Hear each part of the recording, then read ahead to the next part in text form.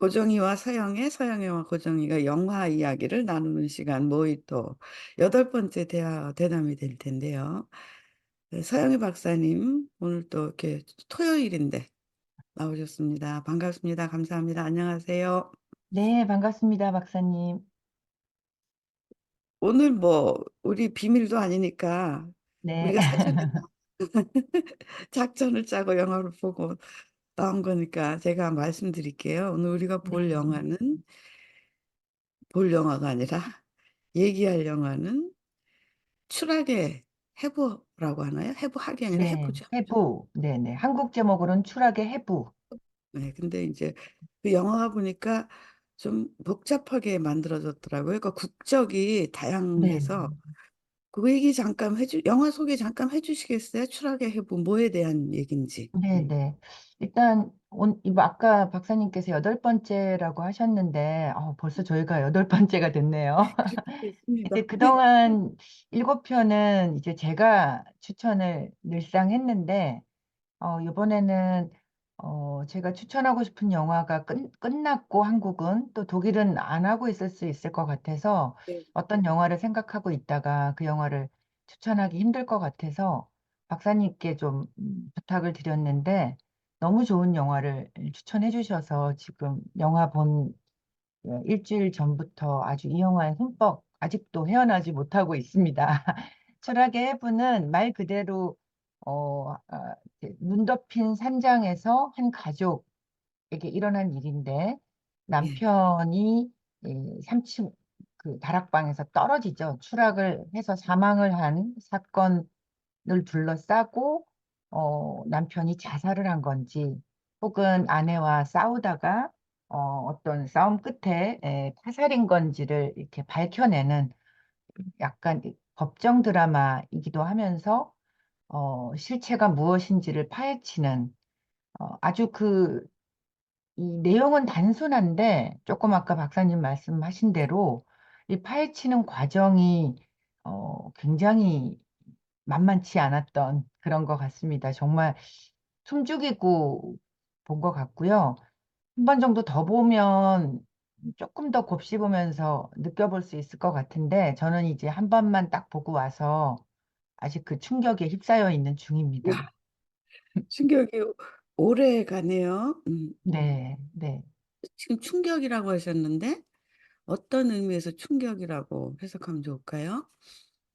그러니까 이제 이런 경우는 아까 말씀드린 대로 남편이 자살을 했는가 음, 혹은 아내와 싸우다가 홧김에 뭐 이렇게 밀쳐가지고 떨어진 건가 사실 이 두 가지 중에 하나로 결국은 이제 맨 끝에 법정에서 판결을 하고 배심원들이 있죠 여기 예, 배심원들이 이제 판결을 하게 되고 이제 검사와 변호사가 공방을 벌이잖아요.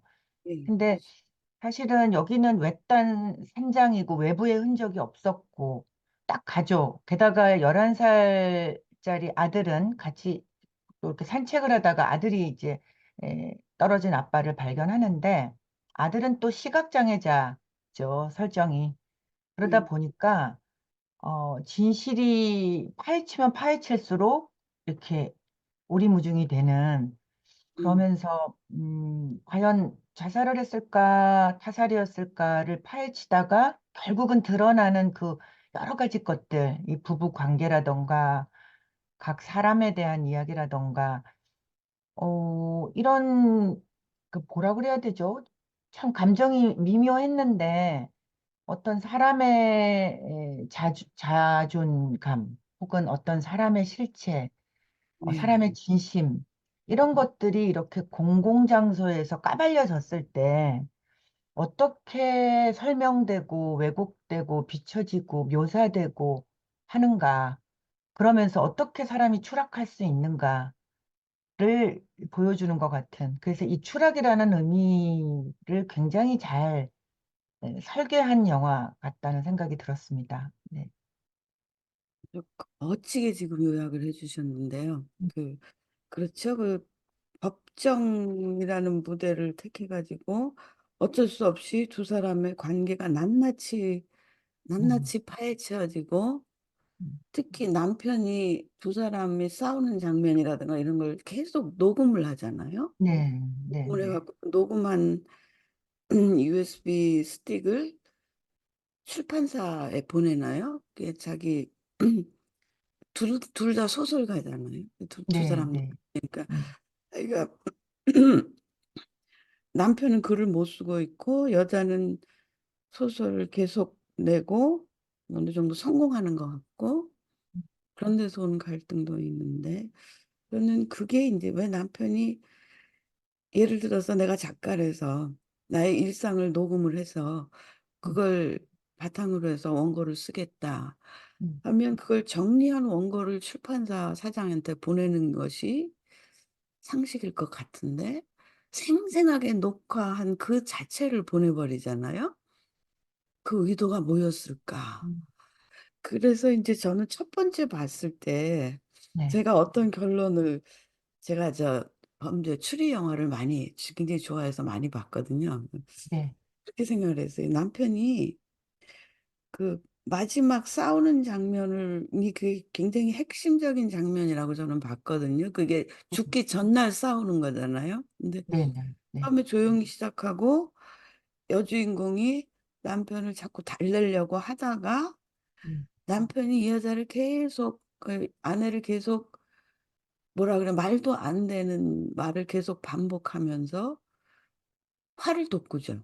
네, 네, 그러니까 예. 그러니까 일부러 그러는 것 같다는 느낌이 자꾸 들어요. 음, 왜냐면 남편이 바보는 아닌데 왜 음, 말도 안 되는 소리를 자꾸 반복을 하면서 음, 여자한테 죄를 뒤집어 씌우려고 하고 구석으로 몰아가는 거야. 그래서 결국 아내가 뭐 그 싸움이 나잖아요. 근데 네, 네. 말로만 더 이상 싸우는 것이 아니고 폭력 사태가 나타났죠. 싸움이 아, 되는데 뭐 음, 글라스 던지고 그거는 이제 장면을 보여주지 않고 소리만 듣잖아요. 네, 네, 그리고 그 다음 날 남편이 죽어요. 음, 그랬을 때 어떤 생각이 얼핏 나중에 들었냐면 이 남편이 이렇게 가지고 자기가 자살을 한 건데 자살을 하고 음, 나서 이것 때문에 USB 스틱을 가지고 아내가 살인자로 법정에 아, 설 수 있겠다. 음, 사실 그렇게 됐잖아요. 그러니까 뭐 다른 증거 에, 증거는 하나도 없잖아요. 물증은 하나도 없잖아요. 뭐 음, 지문도 없고 나도 눈 때문에 다른 데 음, 가 있고 그 음, 정황 증거밖에 없는데 음, 그 그랬을 때 그 정황 증거라는 것도 검사 측 의견과 변호사 측 의견이 팽팽하게 맞서 결국 변호사 측 의견이 더 유리한 쪽으로 이렇게 네, 흘러가고 있고 음. 그랬을 때 갑자기 USB 그 음성 녹화한 게 나타나면서 그 그런 생각이 얼핏 들었어요. 근데 이게 이제 그 왜 그랬을까? 그게 이제 저는 이해가 안 되는 거죠. 왜 자기들이 싸우는 장면 녹화한 것을 출판사 사장에게 보냈을까? 그게 음. 의문은 않고요. 근데 저는 오히려, 예, 저는 모르겠어요. 한 번밖에 안 봐서 그런지는 몰라도, 그냥, 그러니까 결국은 남자의 심리, 또 여자 와이프도 그렇게 우호적이지 않잖아요. 그 대화도 그렇고. 그리고 사실은 저희가 잠깐 그 얘기를 안 했는데 아들이 시각장애를 입게 된 게 이제 아버지의 그 실수 때문에 아들이 그 시력을 잃게 된 거였잖아요. 예, 그렇기 때문에 그 아빠는 이제 아들에 대한 죄책감을 계속 가지고 있고, 예, 그러면서 이제 교수직을 하게 되면서도 아이를 집에서 자기가 이게 홈스쿨링을 하죠. 그러다 예, 보니까 자연히 집안일도 많이 하게 되고, 그러다 보니 글을 못 쓰게 되고, 그러면서 점점 이제 그러니까 아내는 네가 그렇게 하라고 그랬냐 누가 너도 나처럼 나가서 일하지 홈스쿨링은 네가 그 죄책감 때문에 하게 된 일인데 그게 이제 본인을 옥죄게 되면서 아내는 잘 나가는 반면 본인은 이제 글을 못 쓰게 되는 그런 상황이 됐고 이제 남편은 또 그런 스트레스가 계속 있었고, 돈도 쪼들리게 되고, 그러다 보니 뭐 집도 수리해서 에어비앤비로 하겠다고, 예, 집도 스스로 또 수리하고, 근데도 예, 또 그 기간이 길어지면서 대출을 또 계속 받아야 되고, 그러니까 삶이 이제 남편은 계속 고단하게 꼬이고, 하려는 일은 안 되고, 막 이런 상황인 거죠. 그래서 그렇죠. 저는 그렇죠. 그, 이, 이, 아까 그 복잡하게 느껴졌던 것, 그러니까 이 설계를 되게 잘했다라고 느꼈던 것 중에 하나가 이 감독이 굉장히 이쪽으로도 해석할 수 있고 이쪽으로도 해석할 수 있고 그렇죠. 어느 곳에도 예, 치우치지 않게 아주 정교하게 해서 이 계획을 설계를 해놨어요. 그러니까 예, 뭐 이게 정말 왜 관객으로 하여금 남편은 정말 자살했을까? 아니면 이렇게 부인이 홧김에 밀었을까? 이거를 판단하지 못하게 계속 방해를 예, 하는 것 같고 예, 나중에는 오히려 그게 그렇게 진짜 안 중요해져 버리는 거죠. 그냥 맞습니다. 예, 진짜 이 감독은 어디까지 사람이 이 낱낱이 고해질 수 있는 것인가? 어떻게 그 아들이 그런 얘기를 하잖아요. 이제는 그 대사는 제가 굉장히 딱 기억이 나요. 한 번 봤지만 이제부터는 어떻게가 아니라 왜인 것 같다. 왜 음, 집중해야 되는 순간이다라고 하면서 이 상황들을 막 몰아가는데 저는 아주 재밌는 설정 중에 하나도 참 오늘 시내 20일 잡지가 어제 왔는데 예, 추락의 해부 한 두 페이지 이 비평이 실렸더라고요. 그래서 읽었는데 이 그 감독이랑 작가가 처음부터 이 독일 배우를 염두에 두고 글을 썼대요. 예, 근데 맞습니다. 예, 이 영화는 프랑스 영화고, 예, 프랑스 감독이고, 배경도 프랑스인데, 예, 주연 배우를 독일 여자를 쓰죠. 예, 그러니까 독일 여자이기도 하면서 실제 이 여자도 이제 독일인으로 나오죠. 그래서 그렇죠. 여기 보면은 이 독일인이 도거하는 장면은 제가 못 본 것 같은데, 주로 영어로 얘기를 하고, 프랑스어로도 얘기를 하죠. 근데 음, 이 프랑스 사람도 변호사도 오랜 친구로 보이는 그 그- 변호사도 산드라하고 영어로 얘기를 하는데 예, 사실 영어가 모국어가 아닌 사람들이 이제 이 중간 언어를 쓰는 거잖아요. 예, 예, 이 사람은 프랑스 사람이고 이 사람은 독일 사람인데 예, 말은 영어로 한단 말이죠. 저 이 언어도 되게 독특하게 느껴졌어요. 굳이 예, 이 독일 맞습니다. 여자가 영어를 하게 함으로써 그러니까 아무리 뭐 영어를 잘하는 사람이라도 자기 모국어보다 잘할 수는 없잖아요. 음, 심지어 법정에 가서는 영어도 못 쓰게 해요. 거기서는 저 배심원들이 영어를 못할 수 있으니 아주 판사가 엄격하게 불어를 쓰라고 강요를 하죠. 그럼 이제 가끔 때때로 산드라가 그 단어가 생각이 안 나서 그렇죠. 그 단어가 뭐지? 뭐 이제 불어 영어로 물어보면 이제 또 예, 가르쳐 주기도 하고 그러면서 이렇게 그 모국어가 아닌 말로 변호하게 만들고, 이렇게 자기를 변호하게 만들고, 심지어 변호사하고 나중에 둘이서 대화는 또 영어로 해야 되고, 뭐 예, 이런 상황으로 펼쳐놓은 것도 전 굉장히 흥미로웠어요. 예, 그래서, 맞습니다. 그게 음, 지금 굉장히 독특한 점으로 저도 봤는데요. 그러니까 음, 그 얘기는 저도 들었어요. 이 감독과 여자 감독이죠. 주스틴 트리에 그리고 네. 산드라 윌러 둘이 동갑이고요. 둘이 좀 음, 평소에 좀 아는 사이고, 그리고 음, 산드라 윌러가 칸느 영화제에도 좀 갔다 왔고, 그러니까 네.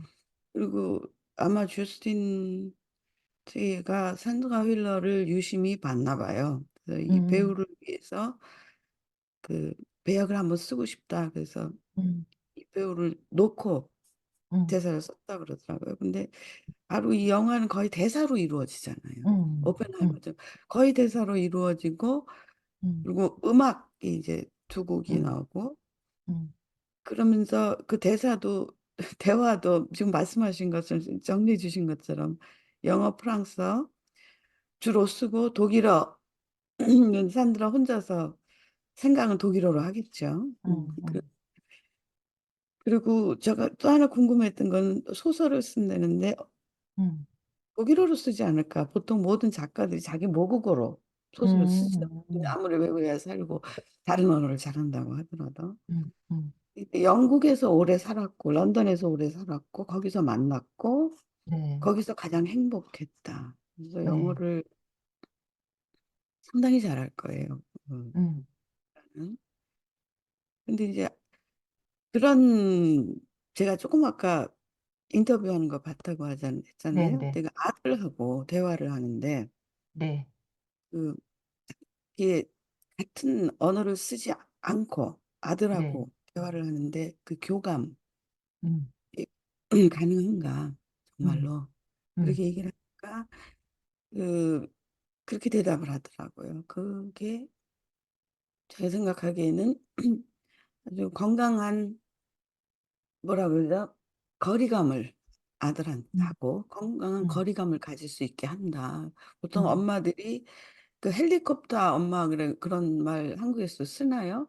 네, 여기서 네. 헬리콥터 엄마 그래가지고 아이들을 너무 막 이렇게 특히 부정하고, 네, 장애인의 경우는 더 하잖아요. 더 막 네, 더 네, 감싸고 돌고. 음, 근데 그런 캐릭터가 아니잖아요. 그러니까 그 네, 이 네. 두 사람의 캐릭터, 그러니까 그 산드라하고 그 남편 사무엘의 캐릭터의 차이점 확실히 나타나고 그것이 어떻게 보면 저는 그렇게 봤어요. 어떻게 보면 전형적인 독일과 프랑스인의 캐릭터의 차이일 수도 있다. 어, 상당히 굉장히 어떻게 보면 독일적, 네, 합리적이고 네, 네. 논리적이고 굉장히 이성적이고, 예, 네, 그런 것이 이상적이고 네, 그리고 사실 법정에서도 네, 검사는 어떻게 해서든지 이 여자를 살인자로 몰아가려고 하고 네. 살인 아니면 적어도 그걸 뭐라고 합니까? 살인 말고 의도적이지는 않지만 우발적, 예, 뭐 살인인가요? 그것도? 그것도 뭐 우발적으로 어쨌든 계획 의도적인 살인은 것은 아니지만 아니지만 뭐 싸우다가 예, 우발적으로 뭐 우발적 밀었다 이렇게 계속 몰아가죠. 네. 뭐 그렇게 둘 중에 하나로 자꾸 몰아가려고 하고 음, 그리고 변호사는 이제 변호를 하는데 그 이 둘이 이렇게 팽팽하지를 않고 조금 기울잖아요. 변호사 음, 측은 그런 느낌 받았는데 음. 사실 자기 변호를 산드라가 제일 잘하잖아요. 네, 네, 네. 예, 그리고 산드라가 얘기를 할 때 저는 이 배우한테 거기서 다시 한번 반했어요. 음, 법정에서 얘기를 할 때 음, 갑자기 아름다워지고 음. 목소리가 굉장히 아름답잖아요. 이 아, 배우가. 아, 네, 네, 예. 네. 그 아름다운 목소리로 얘기를 하니까 저는 독일어로 더빙한 걸 한번 봤어요. 아, 이 배우가 목소리가 참 좋아요.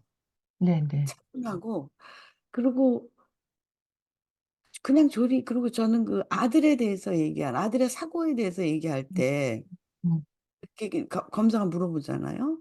당신이 분명히 남편한테 화가 나지 않았겠느냐, 분노하지 음, 않았겠느냐. 그러니까 남편 때문에 음, 아들이 사고가 나니까 음, 그 막 대답하라고 그러잖아요. 그러니까 음, 야 며칠 동안 첫 며칠은 그랬었다. 음, 그러면서 설명을 하기 시작할 때 저 울 뻔했어요. 그러니까 그때 음, 사고가 났지만 아이를 봐라. 이 아이가 피아노도 치고 책도 읽고 다른 아이들처럼 학교도 음, 가고 그러니까 시각장애이지만 아주 안 보이는 게 아니라 아주 음, 이렇게 음, 시력이 엄청나게 음, 약한 음, 그러면서 건강하게 잘 자라고 있다 아이처럼. 그러니까 음, 이것이 제가 보기에는 여기서 제가 그런 부모들을 많이 봐요. 음, 그러니까 우리 한국 어머니들 같으면 저도 그런데 아이들은 막 조금만 어떻게 하면 어떻게 될까 뭐 이런 것이 아니고 음, 굉장히 씩씩해요. 아이들을 보는 눈이. 그러니까 그리고 아이들 하나의 독립적인 개체로 보고 아이들이 음, 아이들로서 잘 자라면 되는 것이 아닌가. 근데 그런 얘기를 설명을 하는데 음, 그러니까 내가 그렇게 화낼 이유가 없고 그 사고라는 것이 일부러 그런 것도 아니고 음, 그렇잖아요. 그렇게 되면 그것 때문에 계속 화를 내고 남편한테 너 때문에 그랬다, 너 때문에 그랬다. 그런 타입은 아니죠. 음, 글씨 참 좋았고, 뭐 그다음에 그 설명하는 자기 얘기를 할 때 벌써 여자가 당당해지고 굉장히 조목조목 분명하잖아요. 사리를, 음, 그러니까 사물을 보는 것과 세상을 음, 보는 눈 같은 것이. 음. 그게 참 인상 깊었던 것 같아요. 거기에 반해서, 글쎄, 저만 지금 계속 얘기를 했는데, 그럼 저기, 서 박사님은 산드라 그의 캐릭터를 어떻게 보시는지 모르겠어요. 저는 이렇게, 그, 그, 저번에도 말씀드렸다시피 저는 그 토니 에드만 그 영화를 굉장히 좋아했었고, 예, 거기서 아주 바쁜 딸로 나오잖아요.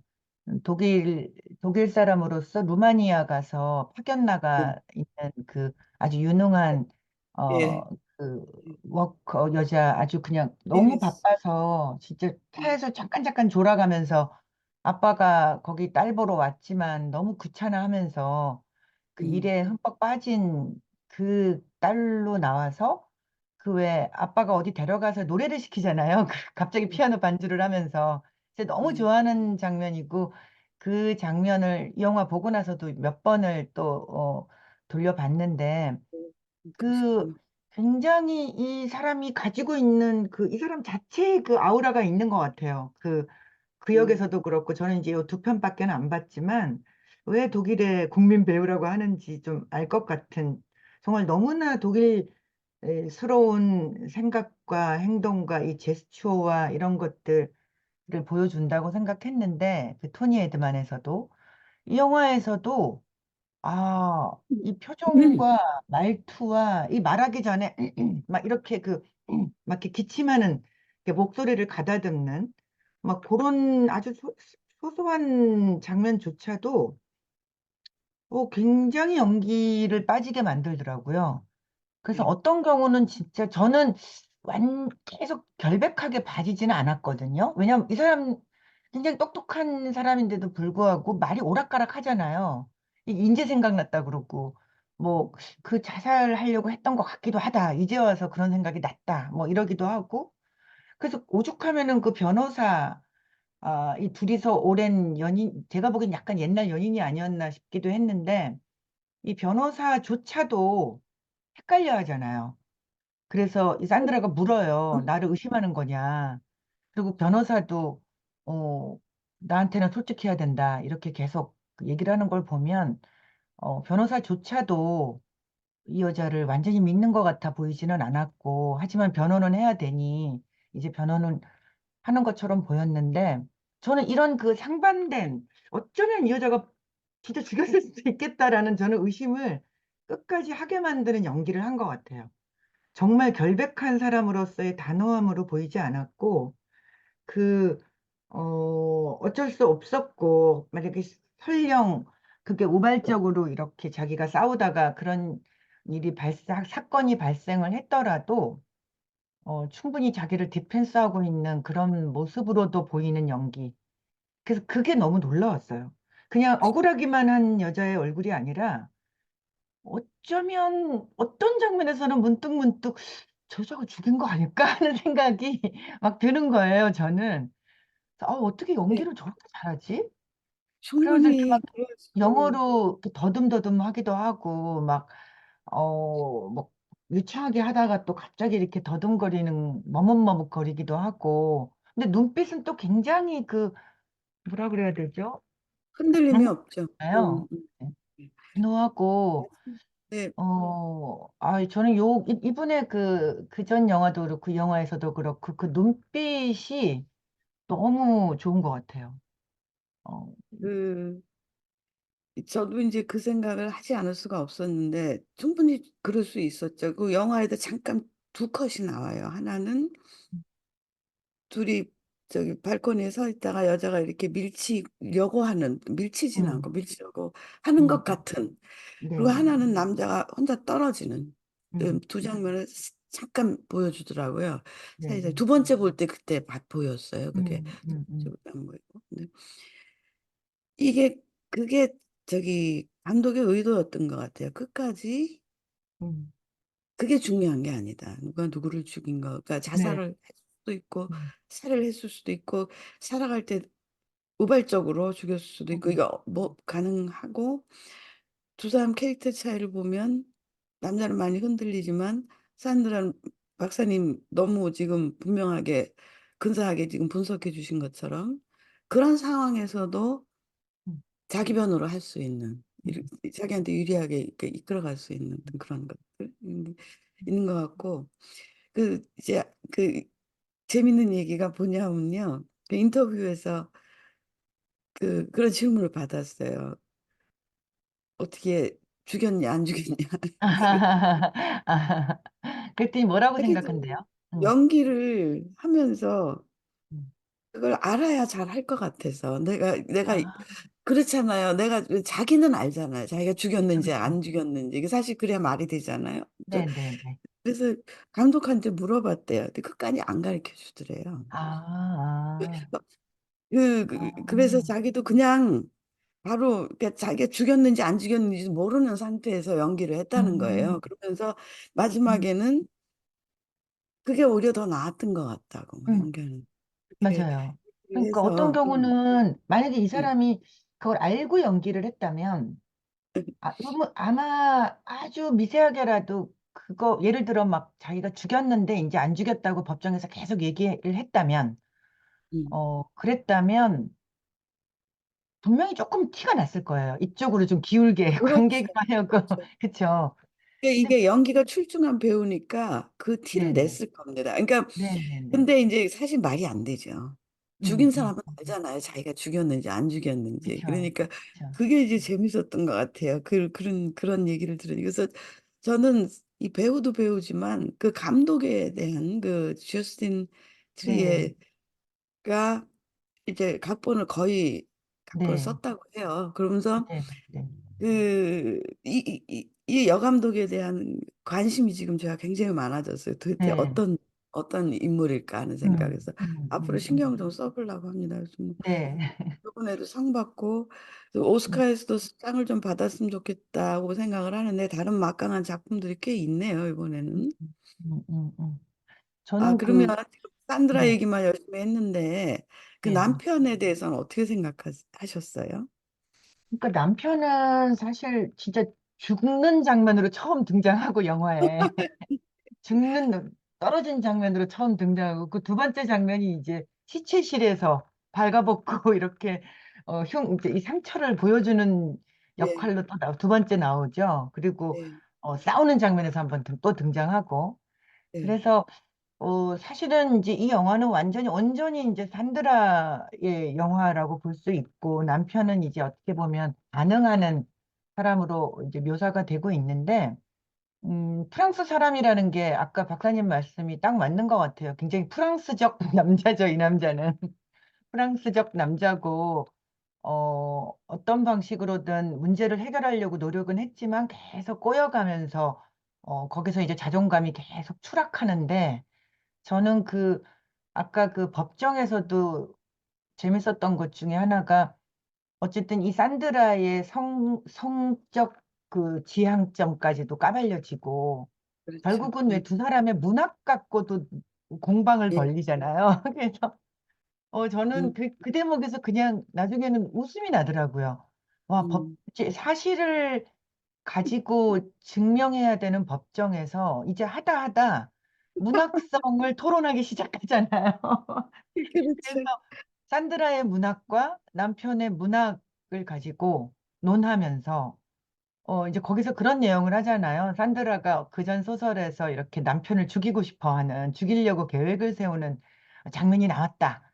그러니 그런 심리가 있었다. 이제 그러니까 이게 변호사 쪽에선가 그러나요? 그럼 스티븐 킹은 연쇄살인자겠네요. 했던 장면이 생각이 났는데, 그리고 왜 음, 그 남편은 부인이 그런 식으로 일상에서 힌트를 얻어서 자기의 경험을 가지고 소설화했던 거를 결국은 남편도 이제 흉내 내기 위해서 그 녹음을 한 거잖아요. 예, 자기 일상을 계속 녹음을 해서 거기서 힌트를 얻어서 이제 그 줄거리를 만들어 나가려는 어떻게 보면 이 남편 같은 경우는 끊임없이 자기 스스로 자기 발목도 잡는 스타일이기도 하고, 부인한테 계속 치여 있다고 생각을 한 거죠. 만약에 자살을 했다면, 그것 때문에 자살을 했을 거고, 죽임을 당했더라도 결국은 그걸 부인하고 싸우다가 죽임을 당한 꼴인데, 그런 면에서는 굉장히 한없이 나약한 사람이고, 어, 그게 이제 법정에서 계속 이 남편의 또 이 추락이 착착착착 정말 마지막에는 바닥까지 떨어지잖아요. 남편의 상황이 그 녹음까지 틀어지면서 두 사람의 사이뿐만 아니라 남편의 그런 어떤 바닥을 친 자존감까지 이제 다 드러내고, 자기의 무능력을 스스로 비탄하고 하는 그런 거를 다 보여줌을 당하는 이제 역할로서 남편이 등장했다는 면도 되게 신선했어요. 보통은 조금 왜 남녀가 조금 더 팽팽하게 나온다거나, 남편도 할 얘기가 조금 많게 나온다거나 하는데, 여긴 사실 일방적으로 남편이 불쌍하게 나오는 것 같았어요, 저는. 밑에서는 아내가 대학원생이 와서 인터뷰를 하고 잘 나가는 아내로서의 막 이런 경험담을 이야기하고 있는데, 위에서는 집을 고치고 있고, 그거 방해하려고 음악이나 크게 트는 옹졸한 사람으로 나오잖아요. 어쨌든. 그래서 사실 단 한 번도 남편이 근사하게 안 나와요. 오히려 아들이 이제 결정적인 증언을 할 때 아들한테 어떤 스눕을 이렇게 네. 빙자해서 자신을 이렇게 묘사한 것 같은 그 대사 정도가 조금 음, 그나마 근사하달까? 그 외에는 어, 굉장히 좀 불쌍하고 연민을 가지게 만드는 캐릭터라고 저는 봤어요. 예. 무엇보다 자기 연민이 컸던 것 같은데, 음, 음, 그러니까 자기가 그 상황 자체를 자초한 거잖아요. 런던에서 대학 교수로 있었으면 좋은데, 그러니까 음, 그렇게 생각하는 거죠. 글을 쓴다고 해서. 그리고 전 그거 확실히 왜 그 고향으로 굳이 돌아와서 알프스 산 속에서 음, 허허벌판 아무도 없는 데서 살면서 집을 지으면서 이제 그러면서 그 상황을 스스로 자초한 건데, 그러니까 산드라가 그렇게 얘기하는 대목이 있어요. 사실 재능이 굉장히 뛰어난다잖아요, 남편이. 그걸 음, 아내가 알아요. 인정을 해요. 그리고 음, 사실 남편의 뛰어난 아이디어를 자기가 취했잖아요. 사실은 취했잖아요. 음, 그 그렇게 얘기를 하면서 근데 그런 글을 자꾸 썼는데 글 쓸 시간이 없다고 음, 자꾸 우는 소리를 하니까 너무 답답해서 그럼 쓰면 되는 거 아니냐. 그러니까 그게 이제 산드라의 사고방식이죠. 음, 자기는 어떤 상황에서도 일을 할 수 있다라고 얘기하잖아요. 그래서 그걸 잘 알거든요. 그러니까 어떤 상황에도 일을 할 수 있고 남편의 경우도 자기가 글을 꼭 써야 되겠다 하면은 설거지하고 밥하고 요리하고 하지 말고 음, 그냥 글을 쓰면 되는 거 아닌가. 음, 그냥 음, 쓰면 주변 사람들이 맞춰주잖아요, 보통. 근데 산드라는 그렇게 하잖아요. 그러니까 자기가 글을 쓰니까 주변 사람들이 맞춰주잖아요. 그러니까 상황이, 그러니까 남편이 주장하는 게 지금 우리 삶이라는 게 너를 중심으로 돌아가고 있지 않느냐. 근데 음, 그게 이제 네가 그렇게 했다, 뭐 이러면서 계속, 그러니까 그 어떻게 보면 옹졸한 건지 아니면 그렇게 옹졸해 보이지는 않은데 음, 자기 어떤 좌절감 그런 것 음, 때문에 그런 건지 아니면 이것이 전부 그렇게 이제 스스로 그렇게 그냥 연출을 해버린 건지 음, 소설을 음, 쓰기 위해서 그 음, 싸움을 음, 걸기 위해서 음. 그 바보 같은 소리를 자꾸 하는 건지 말도 안 되는 소리를 그러니까 거기서 비롯된 것 그게 같아요. 그 네? 아들의 음, 그렇죠? 사고를 대하는 이제 두 사람의 그 태도가 다른 거잖아요. 물론 아빠가 이제 직접적으로 자기 때문에 사고를 당했다. 나 지금 기억이 갑자기 안 나는데 아들이 무슨 사고를 당한 거죠? 그 오토바이에 이렇게 쳤나 봐요. 그래서 머리를 다쳐서 시신경을 다친 것 같아요. 제가 아, 근데 보기에는. 아빠, 왜 아빠 때문에 다친 거죠? 아빠가 탄거, 아빠가 아이를 학교에서 유치원에서 데리고 와야 되는데, 그러니까 아, 이렇게 아빠가 늦게 의사한테 데리러 가죠? 이렇게 늦게 데리러 갔어. 그러니까 아, 늦게 맞다, 데리러 맞다. 가니까, 예, 근데 글을 쓰다가, 그래서 글을 아, 못 맞아. 쓴 거예요.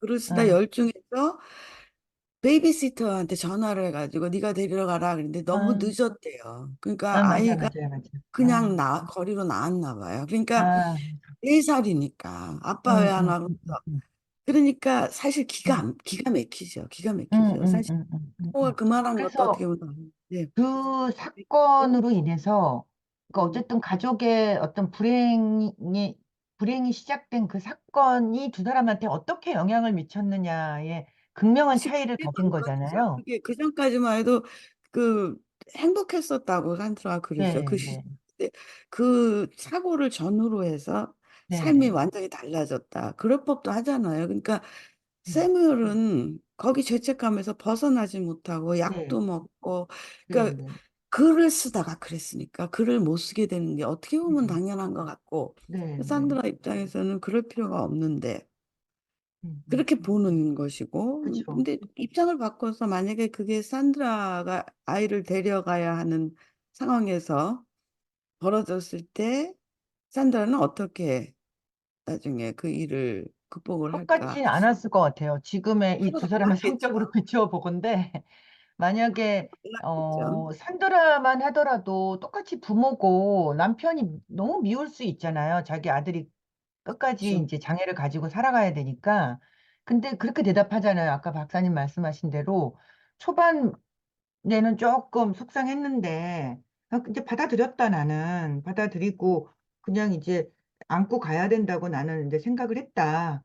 이렇게 그렇죠. 물론 이제 작 때문에 다친 건 아니기 때문에 남편보다는 조금 죄의식은 덜했겠지만 근데 사실은 육아라는 게 공동 책임이고 어떤 그렇죠. 면에서는 또 남편이 또 그때 당번이었는데 이렇게 됐으니 사실 또 내 책임도 있어라고 생각하는 여자들도 있을 거예요. 만약에 똑같은 그렇죠. 상황이더라도. 그래서 근데, 다들 그렇게 생각을 하죠. 그러니까 네, 그 생각을 하는데 달랐고 제 생각엔 그게 중요한 게 아니라 왜 자꾸 스스로 책임을 묻는가? 그게 그러니까, 의도한 것도 아니고 그렇게 상황이 발생을 했는데 그러니까 음, 그게 음, 사고였잖아요. 그 사고는 날 수 있는 건데 그 사고의 책임이 자기 거라고 생각하고 자꾸 해서 자기 연민을 아이 삶에 투영하지 말라라고 얘기를 하는 대목이 있어요. 네, 그러니까 네, 네, 그게 아이한테 결코 좋지 않다. 그러니까 아이는 지금 자기 나름대로 자기 생각을 받아들이고 잘 지내고 잘 자라고 있다. 음, 전 그 아이 배역을 맡은 배우 음. 오스카감이라고 생각을 아, 맞아요. 하거든요. 오스카감이고 너무 기가 막히더라고요. 그 아이 너무 똑똑한 아이고 그러면서 그 그것도 아이 너무 웃겼어요. 그 아이가 왜 증언하는 거에서 부모가 싸우는 소리, 그 음악하고 부모가 싸우는 소리가 들렸는지를 왜 실험하잖아요. 네, 거기서 음악을 크게 틀어놓고 이 소리가 들리니? 뭐 이러면은 또 이제 사실은 거기가 아니라 여기였던 것 같아요. 그리고 또 거기서도 아이도 말을 한번 바꾸잖아요. 그렇죠. 그 싸우는 소리를 자기는 분명히 들었다. 음. 그랬는데 하여튼 그런 것도 보면은 사실 우리가 어떤 일을 증언할라 치면 그거 힘든 것 같아요. 그렇게 왔다 갔다 할 수 있을 것 같아요. 그렇죠. 그러니까 사람들이 정확하게, 그런 네. 얘기 하잖아요. 음, 법정에서 하는 얘기는 음, 사실이 아니다.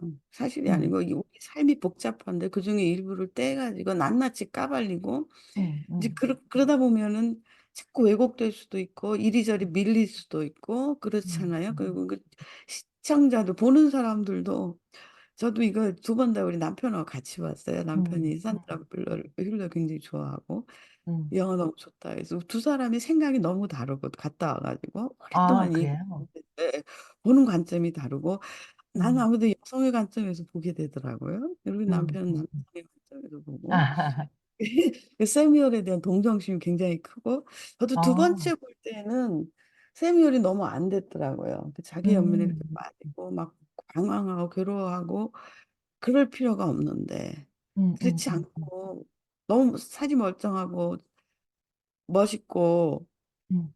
그 재능도 있고, 음. 재능도 있고, 아, 집이 공사 안 하면 어때? 잠깐 쉬고. 그러니까, 그러니까, 그러니까. 저도 그러니까 이 산드라 의견하고 똑같아. 그거 하겠다고 샌드라에게가 대출을 받고, 눈에는 응. 핑계라는 거죠. 그게 그것 핑계라는 때문에 거죠. 대출을 받고, 시간이 없다 그러고, 아니, 쓸 시간이 없다 그리고 그러니까 싸울 때도 또 파스타 만들어주고 있잖아요, 남편이. 그러지 그러니까 그러지 않아도 충분한데 그러니까 말이 안 되는 게 궤변을 들어오는 게 뭐냐면 아들하고 그 시간을 많이 보내기 위해서 내가 음, 일부러 홈스쿨링을 한다. 그래서 음. 시간이 없다. 그럼 그러니까, 홈스쿨링을 안 하면 되지 안 하면 않느냐? 되지. 그러니까 또 그럼 너는 내가 아들하고 시간 많이 보내지 말라는 얘기냐? 이게 이렇게 말도 안 되게 싸움을 자꾸 걸잖아요. 그러니까 너무 답답한 거죠. 그러니까 그게 제 생각에는 세미얼이 본 캐릭터가 그런 건 아니고 음, 자꾸 싸움을 일부러 걸어서 연극을 하는 것 같다는 생각이 자꾸만 들어요. 그래서 그 녹음을 음, 다 하면서 그리고 그걸 또 음, 생으로 음, 고스란히 놓고 한 걸 저기 출판사 사장한테 보낸단 말이죠. 그러니까 음, 열이면 열 작가 중에서 그렇게 생으로 보낸 사람이 어디 있어요. 그냥 그거를 정리를 하고 요약을 해서 이야기를 조금이라도 만들어 갖고 보내죠. 그것도 자기와 자기 아내의 이야기, 싸우는 이야기를. 그래서 저는 미산스러워, 보냈다는 거는 기억이 안 미산스러웠어요. 나고, 박사님이 두 번 보셨으니까 기억을 맞게 하실 것 같은데, 예, 저는 보냈다는 게 아니라 그 저장했다 그랬던 것만 기억이 나요. 거기다 저장을 왜 했냐. 보통은 핸드폰에만 녹음하면 핸드폰으로 들어가면서 글을 쓰면 되는데, 굳이 USB에 이건 한번 저장을 했다까지만 들었지, 그렇게 보냈다고는 저는 못 들었거든요. 그 보내서 그렇죠. 이제 출판사 사장이 나와서 얘기를 예, 하는 건가요? 출판사 사장이 그것을 결국 저기 형사한테 준 거예요. 그 음, 얘기를 마지막에 음, 한 거죠. 음, 늦게. 그래서 이런 것이 음, 왔다. 그리고 그것으로 이제 소설을 쓰려는데 어쩌냐. 그래서 음, 출판사 사장이 오랫동안 대답을 안 했다는 거죠. 음, 계속. 그러니까 그런 자료를, 녹음한 자료를 아, 자꾸 보내나 그랬군요. 봐요. 그러니까 출판사 네네. 사장은 그걸 보고서 오랫동안 대답을 안 하고, 음, 그래서 마지막 날 이걸 또 보냈는데, USB를 보낸 것이 아니라 아마 녹음 파일을 보냈겠죠. 그러니까 음, 음. 그것을 그, 하루 전날 싸운 것이니까, 그래서 그날도 얘기하잖아요. 그 얘기도 하잖아요. 그 출판사한테 이제 그 대답이 안 오는 거에 대한 이제 불안감. 왜 그렇지. 자기가 그리던 뭐든 이렇게 출판사한테 보내서 뭔가 대답을 들어야 내가 이제 이거를 고할지 말지 뭐 이게 어떤지에 대한 의견을 들어야 되는데 그거를 못 듣고 있었으니 훨씬 더 불안했을 수도 있고 그렇죠. 그 법정에서 하여튼 재밌었던 것 중에 하나는 법정에서 이제 그 정신과 의사도 증언을 하고 그 모든 사람이 나와서 증언을 하는데 예, 그 의사는 의사가 그러니까 사람을 혹은 관계를 누가 쳐다보느냐에 따라서 다르게 보이는 거잖아요. 정신과 그렇죠. 의사는 똑같은 사람과 똑같은 사건을 이렇게 생각하고 또 출판사 사장은 문학을 빗대서 두 사람을 또, 이 두 예, 사람과의 관계를, 또 생각하고, 또 아들은 아들로서, 부모의 아들로서 증언하고, 이런 식으로 그 증언하는 사람의 시각으로 이 두 사람의 관계, 혹은 이 사람이 이렇게 설명되어진다라는 게 저는 굉장히 재밌었어요. 그냥 그렇겠네요. 그 그러니까 사람이라는 거, 그 사람의 퍼스널리티 혹은 이 남편과 부인과의 어떤 객관적인 관계라는 거는 존재하지 않는 거죠. 존재하지 어떤 않죠. 그런 직업을 게 있을 가진 수가 사람이 없죠. 어떤 시각으로 보느냐에 따라서 출판사 사장의 시각, 의사의 시각, 또 뭐 어떤 사람의 시각에 따라서 다 다르게 이게 규정되는 거잖아요. 그게 예. 저는 너무 흥미로웠어요. 그게 아주 흥미로운 지금 관찰이신데 이걸 법정 드라마로 본다면 근데 사실 이게 가능했던 것이 증거가 없어서 그렇잖아요. 사람들 음, 증언에 지금 의존해야 되니까. 근데 음. 정신과 의사, 그러니까 그랬어요. 저 정신과 의사 맞아? 아니면 정신병자 아니야? 그런 생각이 좀 잠깐 들었는데, 그러니까 이 프랑스 법정에 이래서 그랬는지 아니면 일부러 그러니까 각본을 그렇게 써서 그런지 몰라도 정신과 의사는 이제 증언을 하긴 하는데 정신과 의사이기 때문에 일단은 환자의 기밀을 지켜줘야 되고 이게 이제 살인 사건의 경우 증언을 해야 될 경우 객관적이어야 한다. 음, 라는 게 있어요. 그래서 정신 분석가로서 객관적으로 분석을 해야 되고 음, 편파적이면 안 된다. 음. 저는 그렇게 알고 있었거든요. 근데 이 양반이 완전히 산드라를 편파적이죠. 거의 혐오하는 더 굉장히 난리를 편파적이죠.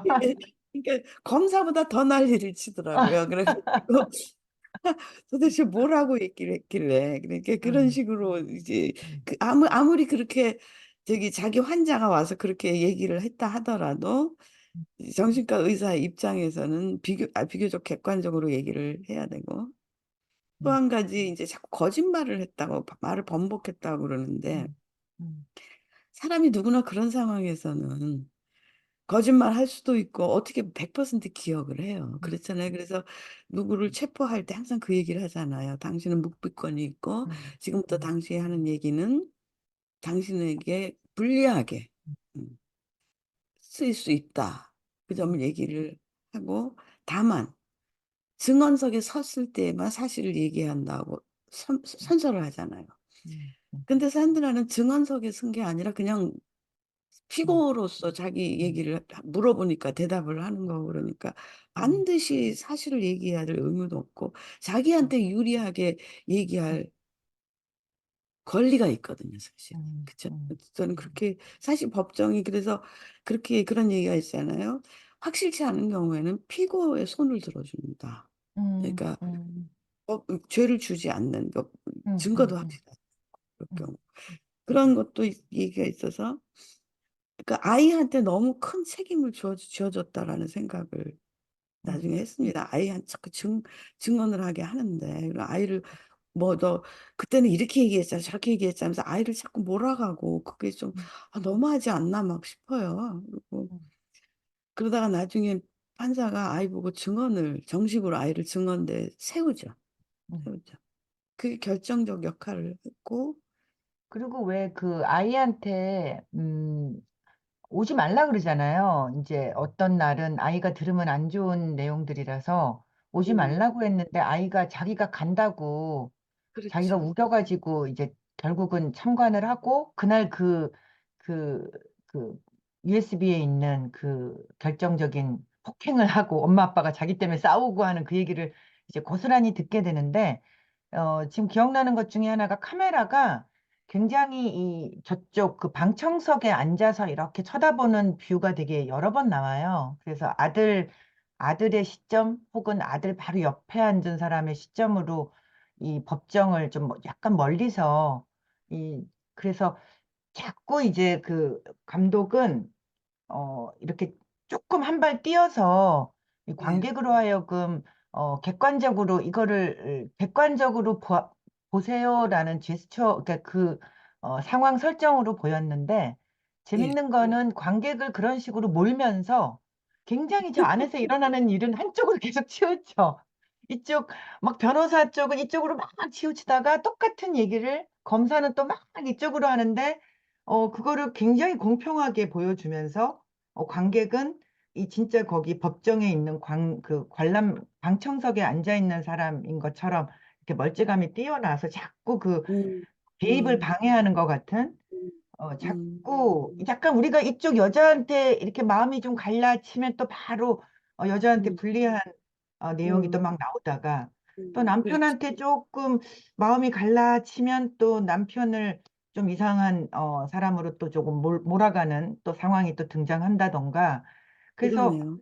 아까부터 제가 계속 정말 이 설계를 잘했다라는 예, 얘기를 계속 여러 번 하게 되는데 저는 정말 각본을 정말 치밀하게 쓴 것 같아요. 예, 이게 예, 절대로 치우치지 못하게 하려고 아주 회방을 계속 놓고 그것도 너무 재밌잖아요. 핏자국이 이렇게 세 개 그 창고에 이렇게 흩뿌려졌는데 그것도 저 위에서 이렇게 피가 흩날려서 이렇게 여기가 흩뿌러졌다. 이 말도 되게 일리가 있고, 예, 거기 이 창고에 그 지붕에 머리를 부딪히는 바람에 거기서 바로 흩뿌러졌다. 저 위에서는 도저히 내려올 수 없는 이게 방향이다 막 이러는데 그거를 똑같이 어떻게 그렇게 이쪽으로도 맞고 이쪽으로도 맞게 그렇게 그렇죠? 그것도 이렇게 예. 배치했는지도 너무 놀랍고 그것도 어, 상당히 고민을 많이 했던 것 같아요. 그러니까 사례를 했으면 2층 베란다에서 떨어졌을 것이고, 왜냐하면 옥탑방에서는 창문이 조그맣고 그 힘센 남자를 밀쳐서 떨어뜨린 거는 뭐 가만히 밀치게 놔두겠어요. 그건 그렇죠. 불가능하고, 그러니까 그렇게 음, 얘기를, 그러니까 자살했을 경우 3층에서 자기가 뛰어내린 것이고, 음, 타살일 경우 2층 베란다에서 둘이 음, 싸우다가 밀친 것이다.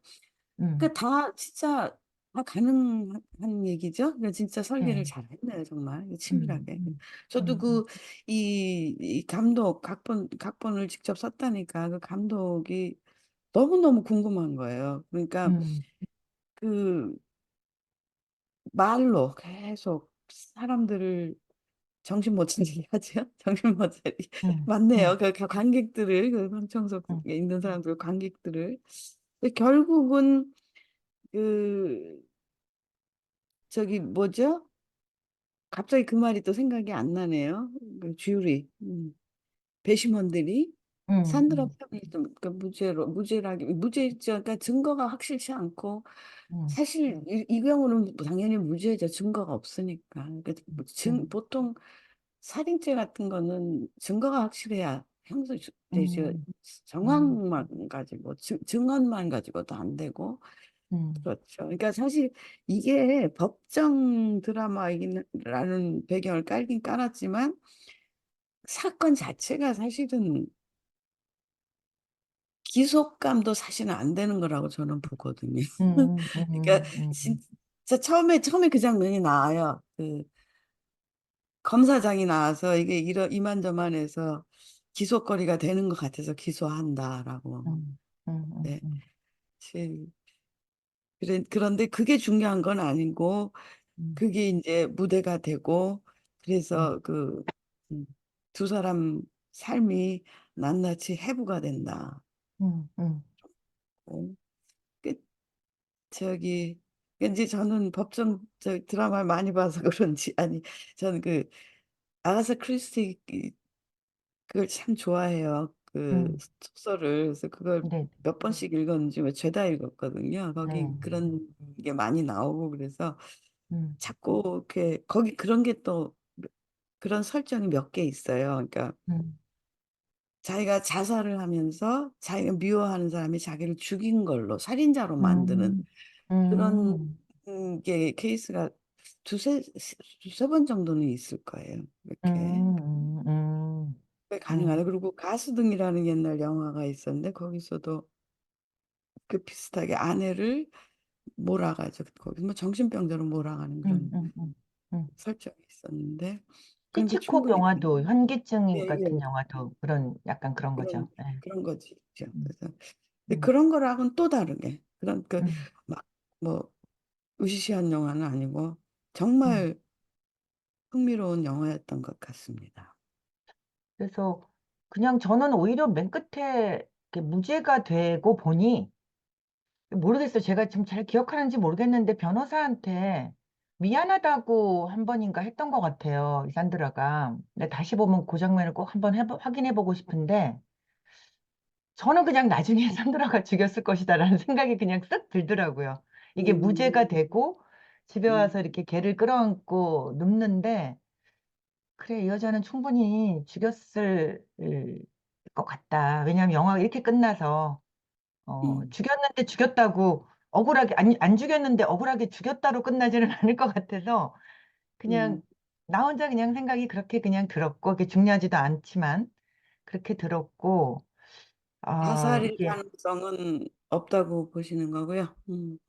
저는 그러기에는 아까 말씀하신 대로 남편이 밑에서 물론 그렇게 자살을 하면 그렇게 인터뷰하러 온 학생이 가고 뭐 그러고 약간 저는 그 처음에 그 산드라 물론 이제 관객을 속이려고 했겠지만은 그 저기 검사도 계속 물어보잖아요. 그렇게 그 음악 소리 때문에 짜증이 나가지고 올라가가지고 잠을 잤냐. 아무리 귀에 꽂았다지만.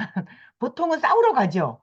보통은 너 때문에 내가 지금 인터뷰를 뭐 망쳤다. 대체 왜 그러니? 이러고 올라가서 싸우지. 그 음악을 크게 틀어놓는 상황에서 더 가까이 1층에 있다가 2층으로 올라가서 귀에 꽂고 잤다? 그 약간 거기서부터가 솔직히 좀 말이 안 되기 시작한 거 아니었나 하는 생각이 좀 들고. 근데 예, 그게 좀 그거는 이상하긴 나중에 아무렇지도 했는데, 않아지죠, 이제. 그거는 그냥, 그랬다고 하니까 그냥, 이제 그랬다 치고, 그러고 이제 다른 걸로 막 넘어가는데, 사실 맨 처음, 산드라의 캐릭터로 봐서 그럴 수 있다고 봅니다. 이게 독일 여자이기 때문에. 그러니까, 아, 그러니까 이게 그걸 그리고 음악 까먹었네요. 계속 트는 것이 한두 번 있었던 일이 아니고, 그렇다고 자주 그러죠. 그랬다 예. 그래요. 그러니까 얘기해봐야 싸워봐야 싸움만 나고, 싸움만 또 음, 얘기해봐야 싸움만 나고 그럴 필요가 없고, 그리고 음, 번역을 해서 보내야 하는 그 터미니, 음. 그러니까 저기 그게 일을 해야 돼서. 마감자가 있어서 음, 그것을 했어야 했다. 음, 그래서 음. 하긴 했고 어떤 상황에서 일할 수 있다. 그것도 말이 되고, 그 그것도 정말 말이 되고 독일인이기 때문에 가능하네요, 정말. 그게 가능해 보입니다. 너 10중 8구 당장 쳐 올라가고 음, 싸우죠. 근데 네, 네. 그게 그렇지 않은 그게 충분히 가능하다고 저는 봤어요. 그 충분히 음. 가능하다. 이게 싸워봐도 소용이 없고 왜 그러는지를 아니까. 아니까. 물어봐도 대답을 제대로 안 할 것을 알고 음, 싸움만 날 것이니까 음, 소용없는 짓을 왜 해요? 안 하죠. 안 음. 합니다. 그러니까 나한테 손해 안 되게 나는 빨리 내 할 일이나 빨리 하고, 할 일 졸리니까 잠깐 하고 자고, 졸리니까 여기 딱 잠깐 자고 자고. 귀 꽂고 자고 음, 그러는 거죠. 그런데 이제 그 남편이 그 음악을 틀고 계속 돌리잖아요. 또 계속 네. 돌리고 음, 내용 자체도 사람들이 다 아는 여성 혐오 음, 음, 음악이고 음. 그런데 그것도 젊고 아름다운 여대생이 와서 남편이 여성 여자 그러니까 그러니까 뭐죠? 아내가 음.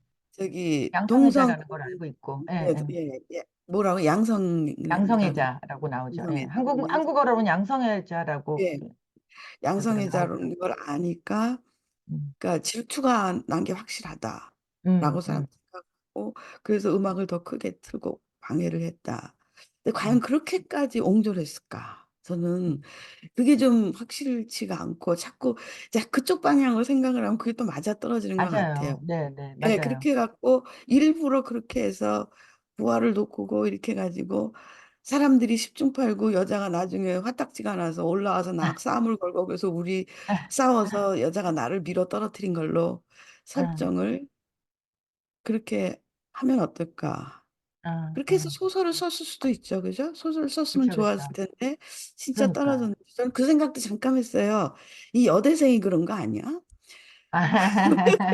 그러니까 계속 그걸 주장하잖아요. 그러니까 아무도 없었다. 당신 여자 그 이제 아내밖에 집에 없었고 아들은 멀리 산보가 있었고. 음, 음, 음, 근데 그 장면을 보여주는데 이 여대생이 인사를 하고 떠나는데 그 계단을 내려가는 장면. 그 음, 음. 내려가는 장면이 조금 수상쩍더라고 내려가는데 이게 저기 파카 후드를 썼다가 뭐 왜 저쪽 계단으로 내려가지 하는 생각이 좀 들어가지고 그래서 전 음, 처음에 그 여대생인지 모르고 저렇게 음. 범이 아니야? 그런 생각을 했었어요. 아, 그러니까 별 생각이 다 드는 거예요. 그 그래서 생각이 다 들게 정말 영화를 잘 찍었네요. 잘 만들었네요. 그러니까 별의별 바로 생각이 다. 그렇게 이제 하라고 한 것 같아요. 그러니까 네. 둘 다 지금 만으로 45살이거든요. 대단한 아, 제 그러니까 여배우도 그렇고 네. 네, 네. 감독도 그렇고 어, 그 아들 그리고 음악이 참 전 특이한 음악 얘기가 나왔는데 음, 전 영화를 통해서 음악이 딱 두 곡 나오잖아요. 음, 처음에 그거 하고 아들이 피아노 치는 게 네.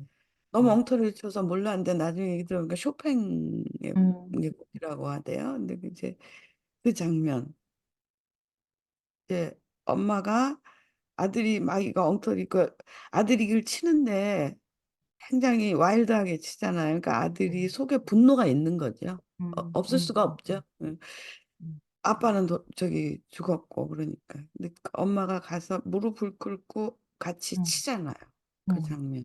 음. 그래서 그 그런 얘기를 배우가 나중에 인터뷰에서 하더라고요. 그 장면이 자기는 제일 좋았다. 아, 내가 같이 의자에 앉았으면 내가 아들보다 커서 음, 뭐 음, 위압감을 줄 수 있고 그랬는데 내가 일부러 무릎을 꿇고 감독이 그렇게 시켰대요. 무릎 음, 꿇고 음, 아들보다 더 작아져서 그 그런 식으로 해서 아들과 교감할 수 있고 언어도 음, 그렇고 아들이 지금 다가갈 수 없잖아요. 그 음, 상황에 음, 계속 음, 이불 뒤집어 쓰고 울고 뭐 그랬던 음, 차에 음, 그랬을 때 음악으로 이제 조금 풀어졌잖아요. 그래서 음, 음악 이 둘이 화음을 넣고 연주를 하는. 음, 그래서 그 언어가 지금 굉장히 힘든데 지금 세 가지 언어로 음, 가족이 음, 대화를 하는데 혹은 두 가지 언어로 아들과도 영어로 하는데 그 음악을 통해서 그 오히려 더 그런 경우를 많이 본다. 음악을 통해서 오히려 더 깊이 교감을 할 수가 있고 그렇잖아요. 음악을 같이 연주 뭐 삼중주를 한다. 그 사람들 아들하고는 사이에 불어로 대화하지 않았나요? 아들하고는? 저는 불어로 아들하고는 그냥, 대화하죠. 불어로 대화하죠. 그럼 그렇죠. 불어로 네네, 대화하죠. 대화해야 네네, 돼. 근데 저 그게 이해가 안 가는 게 그게 확실치가 않아요. 아들이 런던에서 태어났을 건데 그리고 지금 그 음, 프랑스로 돌아온 지 2년밖에 안 됐다.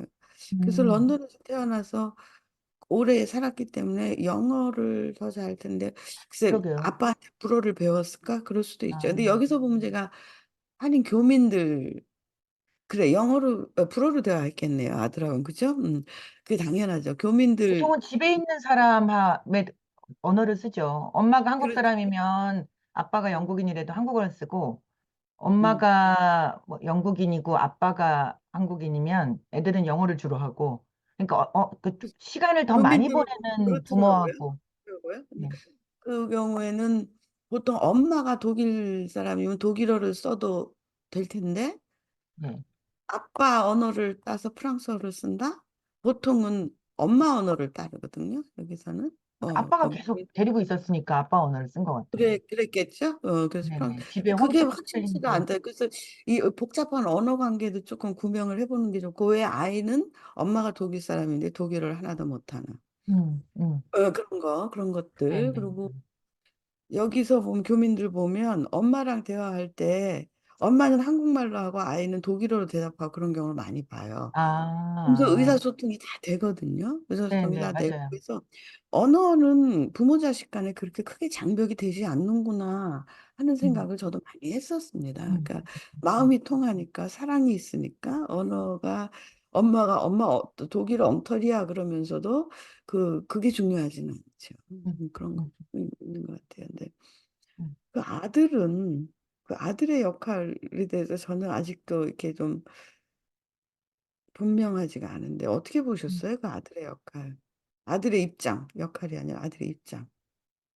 우리가 지금 그 11살이 되면 참 아들은 이제 몇 어렵겠지만 번 변하잖아요. 맨 처음에는 증인이었다가 그 싸우는 소리를 들었다 안 들었다 이제 아주 객관적인 증인이었다가 근데 저는 아들이 제일 이렇게 드라마틱하게 변한 것 같아요, 캐릭터가. 처음에는 그냥 어, 그냥 피해자였죠. 약간 아들은 이런 부모 밑에서 또 아빠 때문에 사고도 당하고 어떻게 보면 홈스쿨링도 당하고 뭐 이렇게 조금 뭐지 이렇게 수동적인 역할이었다가 이 스쿨링 사건에서도 초반에는 굉장히 수동적인 역할이죠.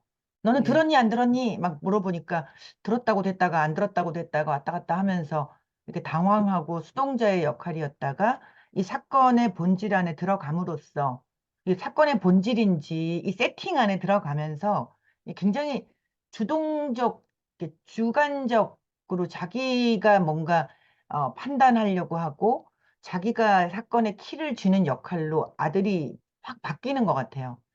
그쵸? 결국은 피를 주죠, 아들의 결국은. 증언으로 인해서, 네. 결국 아들의 증언으로 인해서 이 사건이 어떻게 보면 해결이 됐고, 그래서 아들의 이 심리 묘사도 굉장히 잘했고, 아까 박사님 말씀대로 아들이 연기도 잘했지만 굉장히 신비롭잖아요. 눈을 약간 못 예. 보는 이제 역할이다 보니까 약간 호공을 이렇게 하고, 그 다음에 저는 또 이 영화가 굉장히 주목하는 게 이 시각장애인을 아들로 둠으로써 이 청각을 굉장히 강조하고 있다는 생각이 들었어요. 그 네. 음악을 처음에 크게 트는 것도 그렇고, 이 관객들도 굉장히 불편하게 만들잖아요. 처음엔 그게 의도인지를 모르니까, 이 왜 이렇게 음악이 커서 저 두 여자의 소리가 안 들리지? 막 이렇게 주목하게 만들었는데, 나중에 사실은 얘는 방청석에 앉아서도 사람들이 안 보이니까 계속 소리만 들었을 거라고요. 소리만 듣고 우리는 왜 그 결정적으로 싸우는 그 결정적인 장면도 잠깐 이 두 사람이 실제 모습을 관객들한테 보여주잖아요. 보여주다가 싸움이 막 격해지면서는 다시 이 소리만 들려주는데, 사실 아들은 계속 소리만 듣는 거죠. 이 모든 내용을.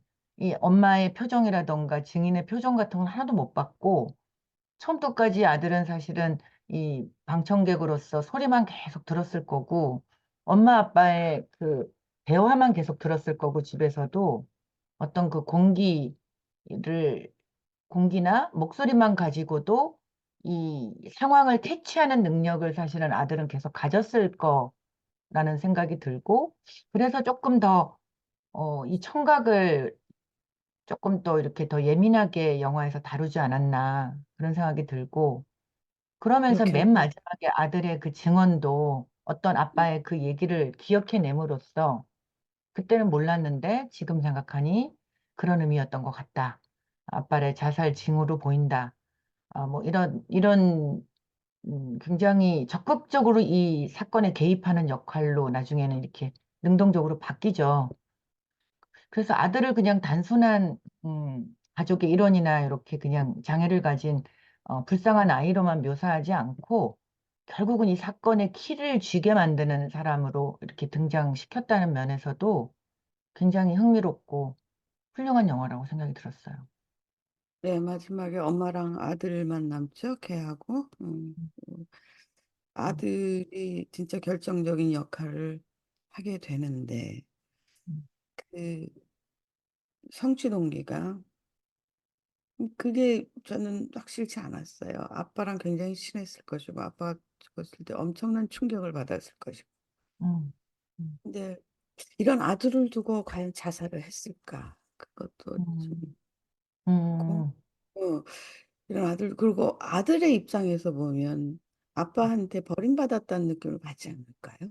그쵸, 그쵸, 그쵸. 그렇죠. 나를 두고 분명히 아빠가 그랬을 거예요. 어떻게, 네. 음, 그래서 음. 만약에 그 살인이면 엄마가 나를 배반한 거고, 우리 그렇죠, 가족, 그렇죠. 그 엄마가 아들의 무서운 입장, 사람이 되는 예, 거고. 그렇죠.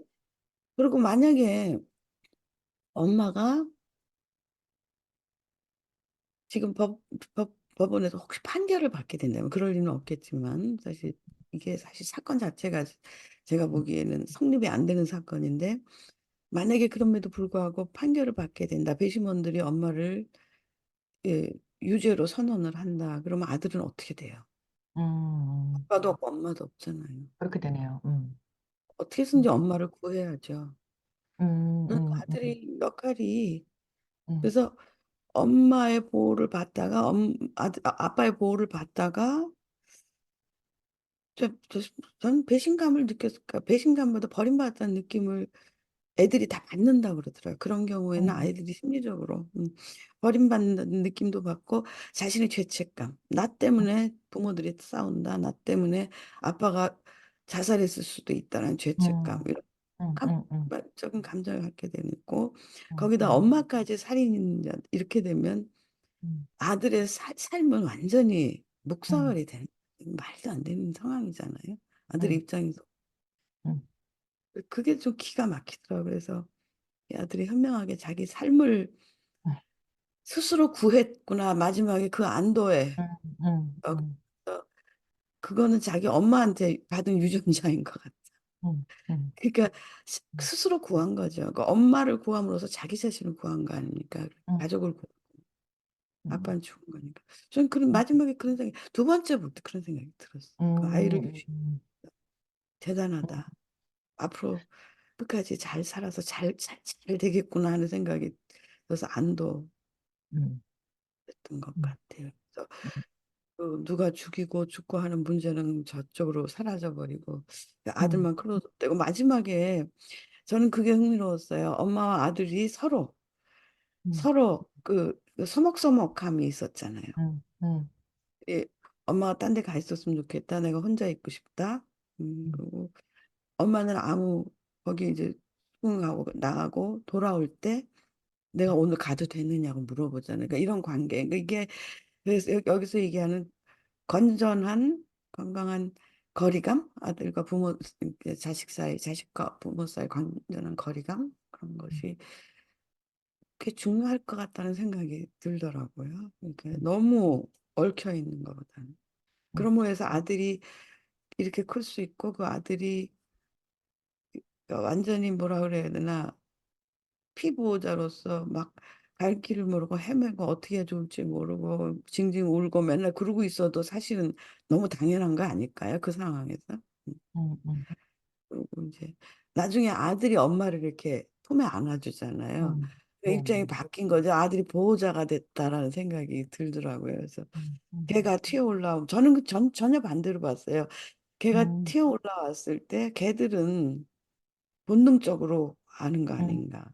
음, 본능적으로 음, 모자라는 것을 안 거 음, 아닐까. 저는 그렇게 음, 해석을 했어요. 음, 이게 음, 재밌네요. 사람마다 해석이 다르고. 그쵸. 그러니까 누구 네, 편을 든다기보다는 저는 그런 정황을 봐서 음, 그게 맞는 것 같고 무엇보다도 아들이 그런 역할을 해서 무죄가 음, 돼서 엄마와 아들이 같이 살 수 있고 아들이 어느 정도는 보호된 환경에서 자랄 수 있다라는 것에 안심을 했던 것 같아요. 덕분에 아주 좋은 영화를 봤습니다. 김 박사님 덕분에. 네, 그렇습니다. 오늘 시간이 많이 흘렀는데 저녁 식사 하셔야죠? 저도, 네네, 이제. 예, 저도. 저는 일단 박사님이 산드라 휠러를 아신다는 사실과 음, 그 에르트만요, 토니 에르트만 영화를 보셨다는 사실에 또 우선 음, 놀랐어요. 이건 그냥 독일에서도 별로 크게 알려지지 않고 뭐 물론 상을 받기는 했지만 크게 이슈가 됐던 영화라기보다는 어떻게 좀 뭐라 그래야 되나요? 그럼 무슨 영화? 독립영화 비슷하게 그래서 음, 음, 영을 받았던 영화 같기는 한데 음, 전 그랬잖아요. 저는 재밌는 영화만 쫓아다닌다고. 근데 우리 남편은 또 이런 영화를 좋아해서 남편이 보자 그래갖고 가서 본 영화예요. 이런 영화 있는지도 모르고 이게 뭐야? 앞으로 저 남편분께 영화를 좀 소개해달라고 해야 그래야 되겠네요. 되겠어요.